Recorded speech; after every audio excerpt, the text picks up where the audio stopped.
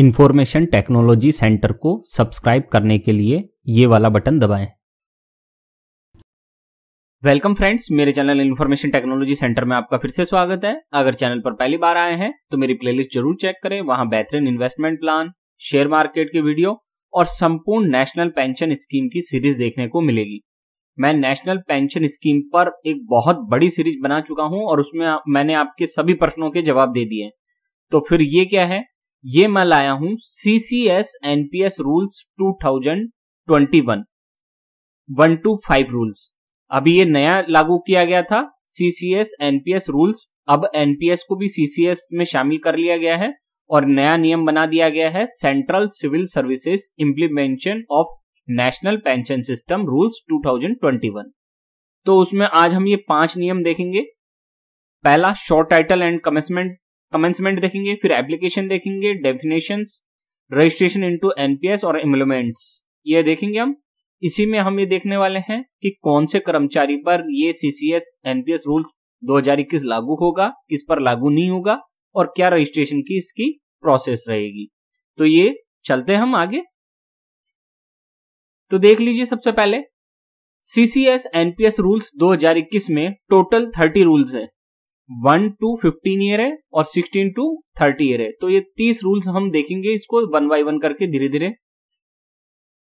फिर फॉर्म्स कितने हैं? CCS NPS रूल्स 2021 में 8 फॉर्म बताए गए हैं, जिनमें से फॉर्म नंबर 4 के 5 पार्ट है, 1 2 3 4 5। तो इस प्रकार से ये टोटल 8 फॉर्म है। अब हम देखते हैं सबसे पहले rule number 1 short title and commencement. तो देख लेते हैं इसको, रूल नंबर 1 को क्या कहता है। रूल नंबर 1 का सब रूल नंबर 1, रूल नंबर 1 का सब rule number 1, these rules may be called the Central Civil Services Implementation of National Pension System Rules 2021। तो अब इन्हें किस नाम से जाना जाएगा? Central civil services implementation of national pension system rules के 2021 के नाम से जाना जाएगा, या शॉर्टकट में गए तो CCS NPS रूल्स 2021 के नाम से अब इनको जाना जाएगा। सब रूल 2 क्या कहता है इसका? They shall come into force on the date of their publication in the official gazette 30th March 2021। 30 मार्च 2021 को भारत सरकार का गजट प्रकाशित हुआ था। उस गजट में ये सारा का सारा इसको CCS NPS 2021 को बताया गया है और उसी को लेकर मैं आगे बढ़ने वाला हूं। तो जब 30 मार्च 2021 से ये रूल्स लागू हो चुके हैं, ऑलरेडी लागू हैं ये रूल जो अब मैं चर्चा करने वाला हूं। फिर आगे देखते हैं, रूल नंबर 2 का ही है हमारा CCS NPS रूल्स एप्लीकेशन वाला, कि किसके अप्लाई होगा। तो देखते हैं रूल नंबर 2 क्या कहता है। These rules shall apply to the government servants, ध्यान दे सरकारी कर्मचारियों के अप्लाई होगा ये, including civilian government servants in the defence service appointed subsequently to civil services and post in connection with the affairs of the union on और after first day of January 2004 but shall not apply to. 1 जनवरी 2004 से लेकर, ध्यान दें 1 जनवरी 2004 से लेकर आगे के जितने भी कर्मचारी हैं उन सब पे ये CCS NPS रूल अप्लाई होगा, ठीक है। और किन पर लागू नहीं होगा वो देख लीजिए आप। तो इसी का देख लेते हैं, रूल्स नॉट अप्लाई टू किस किस के अप्लाई नहीं होगा। CCS NPS रूल 2021 किस किस के अप्लाई नहीं होगा। तो देखिए, नंबर 1 रेलवे सर्वेंट, जितने भी रेलवे के कर्मचारी हैं उन पर ये नियम लागू नहीं होंगे। B persons in casual and daily rated employment, जो कैजुअल वर्कर्स हैं या डेली जो दैनिक वेतन लेते हैं उनके ऊपर भी ये लागू नहीं होगा। C persons paid from contingency से जिनको पेमेंट की जाती है उनको भी, उनके ऊपर भी ये रूल लागू नहीं होगा। D members of the all India services, उनके ऊपर भी ये नियम लागू नहीं होगा। E persons locally recruited for services in diplomatic consular और other Indian establishment in foreign countries, इस पर भी लागू नहीं होगा। F persons employed on contract basis पे जो एम्प्लॉयड होते हैं उनके ऊपर भी ये नियम लागू नहीं होगा। G persons whose terms and conditions of service and regulated by or under the provisions of the constitution or any other law for the time being in force उनके ऊपर भी लागू नहीं है। अगर कोई अलग से किसी के लिए नियम बनाए गए हैं, किसी कर्मचारी के लिए अलग से कोई भारतीय संविधान में कोई नियम बनाया गया है और अगर वो पहले से उसमें लागू है तो फिर उसके ऊपर ये सीसीएस एनपीएस रूल्स लागू नहीं होंगे। H, persons to whom the central civil services pension rules 1972 apply in accordance with any special और central general order issued by the government. तो ये इतने लोग हैं या इतनी कैटेगरी हम कह सकते हैं जिनके ऊपर नया सीसीएस एनपीएस रूल 2021 लागू नहीं होगा। फिर देख लेते हैं हम रूल नंबर 3। रूल नंबर 3 क्या कहता है? CCS NPS rules definitions. यहां मैं आपको 3 कीवर्ड बताऊंगा, बहुत सारे कीवर्ड हैं लेकिन मैं 3 की चर्चा करूंगा। तो रूल नंबर 3 का सब रूल नंबर 1 क्या कहता है?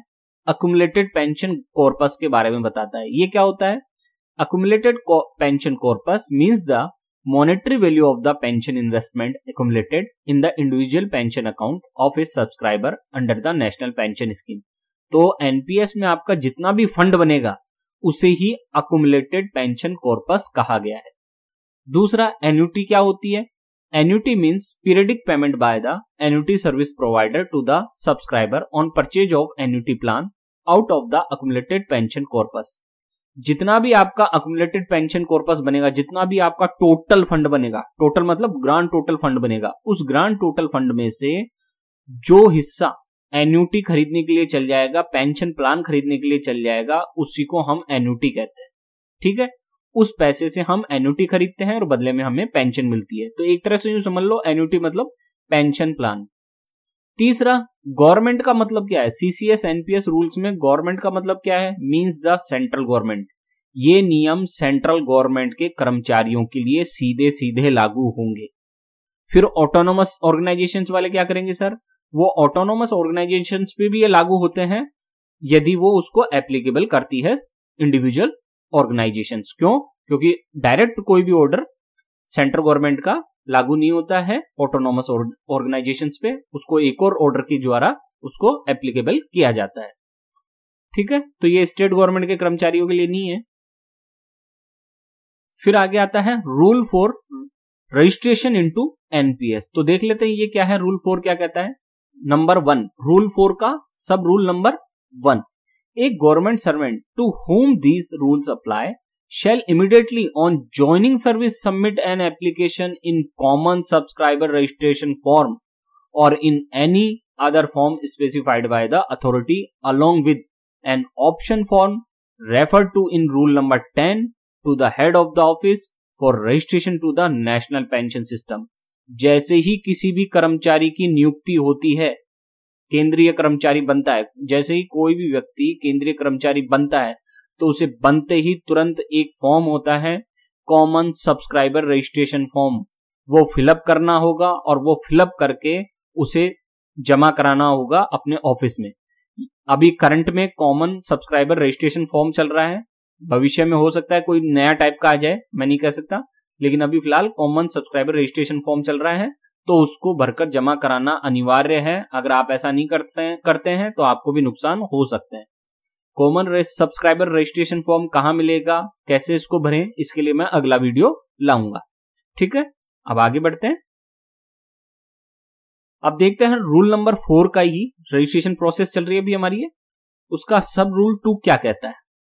The head of office shall on receipt of the application under sub rule 1 ensure that the application is complete in all respects, countersign it indicating the date of receipt and send it to the drawing and disbursing officer DDO within 3 working days of joining of the government servant।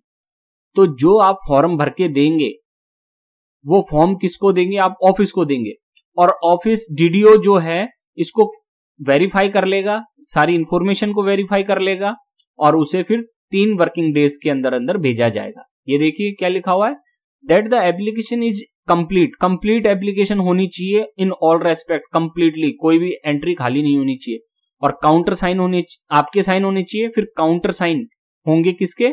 Date of recipient लिखी जाएगी उस पे और फिर उस किसको भेजा जाएगा? वो ड्रॉइंग एंड डिसबर्सिंग ऑफिसर को भेज दिया जाएगा 3 दिन के अंदर अंदर आपके ऑफिस के द्वारा। आप अपने ऑफिस को देंगे, आपका काम समा और ऑफिस भेजेगा 3 दिन के अंदर अंदर डीडीओ को। ठीक है। The head of office shall keep a copy of the application form for record, और जो हेड ऑफ ऑफिस है जहां आपने ये फॉर्म दिया है उसकी एक कॉपी वो अपने पास भी रखेगा। तो कहने का मतलब ये आपको जल्दी से जल्दी करना है अपॉइंटमेंट के तुरंत बाद। फिर और देखते हैं, रूल नंबर 4 का ही इंपॉर्टेंट है। मैं सारे पॉइंट्स नहीं लेके आ रहा हूं, कुछ पॉइंट्स ही लेके आ रहा हूं मैं, ध्यान रखना जो इंपॉर्टेंट लगे मेरे को वो लाया हूं मैं। सब रूल नंबर 9 देखते हैं अब इसका, रूल नंबर 4 का। द अथॉरिटीज रेफर टू इन सब रूल 2 टू सब रूल 8, सब रूल 2 से लेकर सब रूल 8 तक shall ensure that there is no delay in the process of registration of the government servant in the NPS and crediting of first contribution in his individual pension account. तो इसमें ये कहा गया है कि जितनी जल्दी हो सके केंद्रीय कर्मचारी बनते ही उसका एनपीएस अकाउंट खोल दिया जाए और तत्काल उसका पैसा एनपीएस में कटौती चालू कर दी जाए, ये है कानून। फिर आगे, the first contribution of the government servant shall be credited in his individual pension account within 20 days of the date of submission of the application under sub rule 1 और by the last date of the month in which the government servant join whichever is later. अब आपकी नियुक्ति के 20 दिन के अंदर या जो महीना लास्ट, जो महीने में आपने नियुक्ति की है, आपकी नियुक्ति हुई है, अपॉइंटमेंट हुई है, उस महीने के अंत तक आपको क्या भेजना है, अपना जो ये सारा का सारा कॉमन सब्सक्राइबर फॉर्म है वो भर देना है। सारा सब कुछ करके आपका काम खत्म हो जाना चाहिए। ये इनके द्वारा कहा गया है कि 20 days में आपका पेंशन अकाउंट चालू हो जाना चाहिए। पेंशन अकाउंट मतलब पेंशन मिलना नहीं, एनपीएस अकाउंट चालू हो जाना चाहिए। और ये सारी कहानी इस तरह से रही। फिर आगे देखते हैं इसको, rule number 4 registration into NPS, ये देख लेते हैं इसी का पार्ट नंबर 10 सब रूल 10। ये भी रूल नंबर 4 ही चल रहा है हमारा, उसका सब रूल 10 देख रहे हैं हम। In a case where the process of registration of the government servant in the national pension system has not been completed before the date of drawal of the salary for the first month or any subsequent month, किसी भी परिस्थिति में मान लीजिए कोई परिस्थिति ऐसी होगी कि आपने अपना फॉर्म भरा ही नहीं, ठीक है, कॉमन सब्सक्राइबर फॉर्म नहीं भरा एनपीएस का, या आपके ऑफिस के द्वारा गलती हो गई, कुछ भी हो गया, आपने नहीं भरा, तो फिर होगा क्या कि जो आपकी सैलरी आनी है या जितने महीनों तक आनी है और आपका एनपीएस अकाउंट नहीं खुला है अभी तक, सच सैलरी और salary shall be paid to the government servant after withholding the amount of contribution as determined in the accordance with rule 6। तो एनपीएस का जितना भाग बनेगा, भले ही आपका एनपीएस अकाउंट नहीं बनाओ, लेकिन एनपीएस की कटौती तो पहले महीने से ही चालू हो जाएगी, ये रूल ये कहता है। भले ही आपका एनपीएस प्राण अकाउंट बनाओ नहीं बनाओ, 1 महीना लग गया हो, 2 महीने लग गया हो, 4 महीने लग गया हो, लेकिन उसकी सारी जो कटौती है पेमेंट की वो होती चली जाएगी, पहले महीने से ही लागू हो जाएगा ये नियम। ठीक, फिर आगे देख लेते हैं हम रूल नंबर 5 एमुलमेंट्स इनटू एनपीएस, ये देख लेते हैं ये क्या होता है। Number 1, the expression emoluments for the purpose of determining the amount of mandatory contribution under the national pension system includes basic पे as defined in Rule 9(21)(a)(i) of the Fundamental Rule 1922, non-practicing allowance granted to medical officer in lieu of private practice and admissible dearness allowance in a calendar month। Emoluments में क्या क्या शामिल होगा? 3 चीज शामिल होगी। वैसे दो चीज शामिल होती है, लेकिन किसी केस में ये 3 भी हो सकता है। 3 चीजें कौन कौन सी है? एमोलमेंट्स में एक तो बेसिक पे शामिल होगा, आपका जितना भी आपका बेसिक पे है वो शामिल होगा। दूसरा हम जानते हैं डियरनेस अलाउंस, डीए शामिल होता ही है। ये 2 चीजें तो हम सब जानते हैं कि जो हमारा एनपीएस का डिडक्शन है, कटौती है, वो किस बेस पे होता है? Basic pay plus dearness allowance, इस बेस पे होता है। लेकिन जो डॉक्टर्स होते हैं उनको नॉन प्रैक्टिसिंग अलाउंस भी दिया जाता है, तो इसको भी उसमें शामिल कर लिया जाता है। यानी कि डॉक्टर्स जो हैं non practicing allowance granted to medical officer in lieu of private practice, वो प्राइवेट प्रैक्टिस करते नहीं है, तो इनके ल्यू में उनको नॉन प्रैक्टिसिंग अलाउंस दिया जाता है। तो non practicing allowance plus basic pay plus dearness allowance, इन तीनों को मिलाकर उनका एमुलमेंट्स बनता है और उसके आधार पर उनका एनपीएस कटौती होगा। अधिक जानकारी के लिए आप ये ऑर्डर देख लें भारत सरकार का। फ्रेंड्स, ये हो गई हमारी 5 पॉइंट की बात। हमने की पॉइंट लिए हैं वरना ये बहुत बड़ा हो जाता है, तो मैंने आज आपको ये बताया कौन से कर्मचारी अब एनपीएस में सेंट्रल गवर्नमेंट के कर्मचारी के रूप में खाता खोलेंगे और कौन से नहीं खोलेंगे। यहाँ केवल केंद्रीय कर्मचारियों की ही बात हो रही है, स्टेट गवर्नमेंट के कर्मचारियों की या ऑल सिटीजन ऑफ इंडिया जो होता है एनपीएस का, उनकी बातें नहीं हो रही है।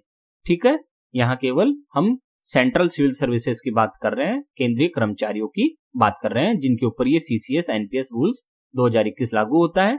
और मैंने एक्सेप्शन भी बता दिया कि ये रूल किन किन पर लागू नहीं होंगे। उम्मीद है आपको आज का वीडियो अच्छा लगा होगा। फ्रेंड्स, चैनल अच्छा लगा हो तो सब्सक्राइब जरूर करें। मेरे चैनल पर आपको संपूर्ण शेयर बाजार, नेशनल पेंशन स्कीम और बेस्ट इन्वेस्टमेंट प्लान्स की 100% सही और संपूर्ण जानकारी मिलेगी। आप मेरे चैनल पर प्लेलिस्ट जरूर चेक करें, वो नीचे की साइड में है, देखें उसको। और आज का पूरा वीडियो देखने के लिए आपका बहुत बहुत धन्यवाद।